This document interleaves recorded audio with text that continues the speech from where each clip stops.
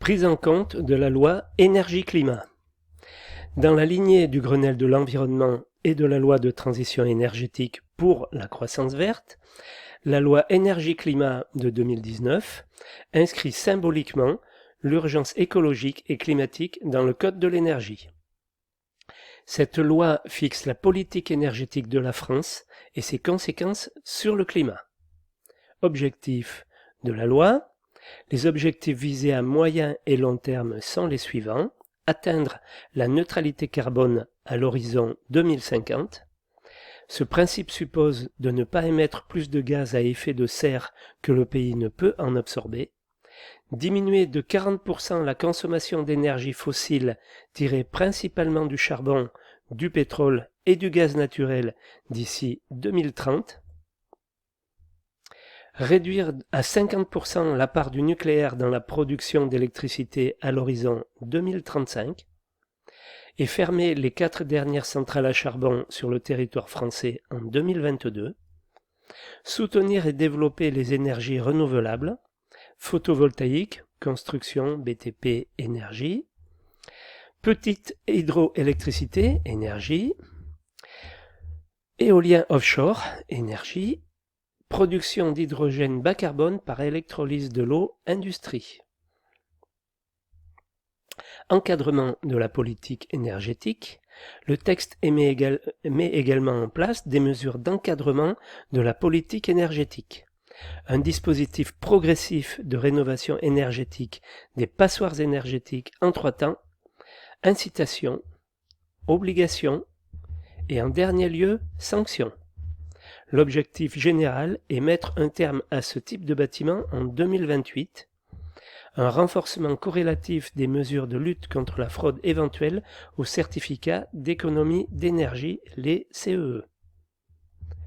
L'examen par le Parlement de la programmation pluriannuelle de l'énergie, PPE, à compter de 2023 et ensuite tous les 5 ans.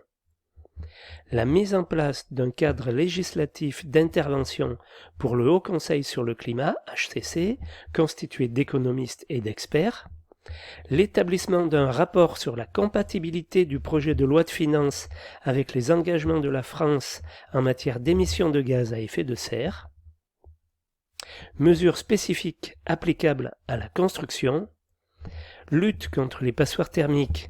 Donc la loi prévoit un dispositif de lutte contre les passoires thermiques, en instituant un régime incitatif de diagnostic des bâtiments dès 2022, puis des travaux obligatoires de rénovation énergétique de 2023 à 2027.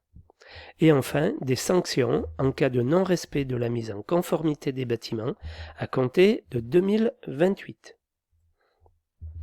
L'article 15 de la loi autorise le gouvernement à prendre par voie d'ordonnance, donc sans consulter le Parlement, toute mesure permettant de définir et d'harmoniser la notion de bâtiment ou partie de bâtiment à consommation énergétique excessive, exprimée en énergie primaire et en énergie finale, et prenant en compte la zone climatique et l'altitude.